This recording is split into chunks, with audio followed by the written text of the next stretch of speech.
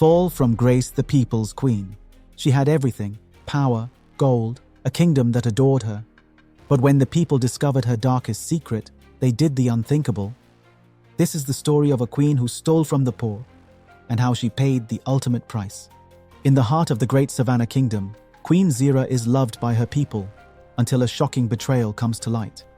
She has been secretly stealing from the poor to fund her lavish lifestyle, hosting extravagant feasts while her people suffer. But when a mysterious stranger arrives, revealing a deadly prophecy, Queen Zira must face the consequences of her greed. Once upon a time, in the mighty kingdom of Tambara, Queen Zira was hailed as the people's ruler, wise, elegant, and beloved. She was said to rule with a heart as golden as the sun, always putting the people first. But what the people didn't know was that Queen Zira had a secret. She was stealing from them. Gold, meant for schools, and wells were spent on imported silk robes. Crops, meant to feed the hungry, were taken to prepare royal feasts. She had convinced herself that she deserved more than the rest. After all, she was queen. One day, a mysterious traveler arrived at the palace.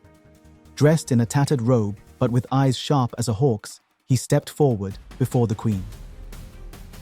"Your Majesty, I bring a prophecy," the man announced. "A ruler who steals from the people will one day beg for their mercy, but none will come." Queen Zira laughed. "Who dares question the queen?" she mocked. But that night, as she gazed at her golden goblets, she saw something chilling. Her reflection in the metal was not her own. It was a skeletal, desperate woman, eyes hollow with regret. A chill ran down her spine. Days passed, and rumors spread of missing grain, stolen silver, and empty promises. The people of Tambara, once loyal, began to whisper. One evening, a servant girl named Naima overheard Queen Zira ordering more gold to be smuggled from the treasury. That night, Naima snuck into the village and told the elders everything. The next morning, the people gathered. Farmers, warriors, healers, all stood before the palace gates, demanding justice.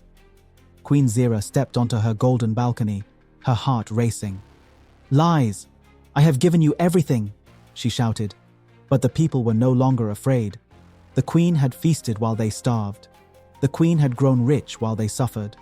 The queen had stolen their future. Suddenly, the palace doors swung open. The royal guards, who once protected her, stepped aside. The people stormed the palace. Queen Zira ran. Through golden halls, past her stolen treasures. None of it could save her now. When she reached the grand doors, she saw the stranger standing there. "I warned you," he said.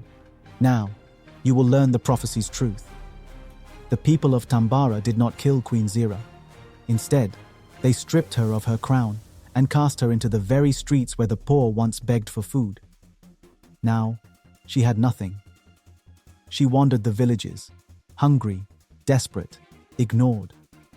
Those who once bowed to her now passed her by, whispering, "A ruler who steals from the people will one day beg for their mercy, but none will come." Moral of the story: 1. Greed and corruption always lead to downfall. 2. When leaders betray their people, trust can never be restored. 3. Power belongs to the people. Those who abuse it will lose everything. This folktale reflects real-world issues today, from corrupt leaders to the abuse of power and wealth. It's a reminder that justice will always come, no matter how powerful the guilty may seem. What do you think? Should the people have shown her mercy? Let's discuss in the comments. Did you enjoy this story? Stay tuned for more shocking tales of betrayal and justice. Subscribe for more gripping stories. From riches to rags, thanks for watching.